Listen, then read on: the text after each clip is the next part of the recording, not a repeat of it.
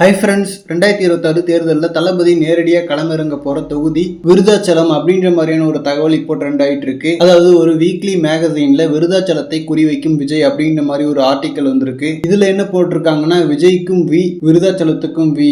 So அந்த we சென்டிமெண்ட்ல விருதாச்சலத்தில் போட்டியிட போறாரு அப்படின்ற மாதிரி போட்டிருக்காங்க. அண்ட் ஆல்சோ விஜயகாந்த் அவர்கள் முதலில் களமிறங்கி வெற்றி கண்டதும் விருதாச்சலத்துல தான். அண்ட் டிஎம்கே முதல்ல கட்சி ஆரம்பிச்சப்பவும் விருதாச்சலத்துல இருந்து வெற்றி கிடைச்சுதான். தென் அதே மாதிரி எம்ஜிஆர் அவர்கள் டிஎம்கே இருந்து விலகி முதல்ல அரசியல் நிற்கும் போது மிகப்பெரிய ஆதரவு அவருக்கு விருத்தாச்சலத்துல இருந்து தான் கிடைச்சுதான். ஒரு மிகப்பெரிய பேரணியே நடந்துச்சான். தென் அதே மாதிரி பாமகவும் கட்சி ஆரம்பிச்சு விருதாச்சலம் தொகுதியில் எம்எல்ஏ, எம்பி, நகராட்சி சேர்மன் தமிழ்நாட்டிலேயே ஒரே கட்சியை சேர்ந்தவர்கள் அனைத்து பதவிகளை அலங்கரித்ததும் இங்கதானா. சோ அதனால புதுசா கட்சி ஆரம்பிக்கிறவங்களுக்கு விருதாச்சலம் ஒரு மிகப்பெரிய லக் ஃபேக்டரா இருந்திருக்கிறதால தளபதியை இங்கதான் போட்டியிடுவாரு அப்படின்ற மாதிரி இதுல போட்டிருக்கு. பட் அஜித் அவர்கள்னா இந்த மாதிரி சென்டிமெண்ட் பாக்குற கேரக்டர். அதாவது வியாழக்கிழமை படம் ரிலீஸ் பண்றது, வீல டைட்டில் வைக்கிறது, தென் 10:33க்கு ட்ரெய்லர், இந்த மாதிரி சென்டிமெண்ட்டை ஃபாலோ பண்றவர் அஜித் அவர்கள் தான். பட் தளபதி இந்த மாதிரி சென்டிமெண்ட்டை ஃபாலோ பண்றவர் இல்ல. சோ அதனால என்ன பொறுத்த வரைக்கும் பயங்கர ரிசர்ச் எல்லாம் பண்ணி எங்க தளபதிக்கு வெற்றி வாய்ப்பு அதிகமா இருக்கோ அங்கதான் அவர் களமிறங்குவார்னு நினைக்கிறேன். ஆல்ரெடி வெறித்தனமான ஃபேன்ஸ் எல்லாருமே ஓட்டர் ஐடி எல்லாம் வச்சு உறுப்பினர் எல்லாம் சேர்ந்திருக்கும். சோ அதை வச்சு ஓட்டு எங்க அதிகமா இருக்கு அப்படின்ற மாதிரி அவங்களால ட்ராக் பண்ண முடியும். பட் தளபதி நிக்கிறதுக்கு ஒரு தொகுதியை சூஸ் பண்றாங்கன்னா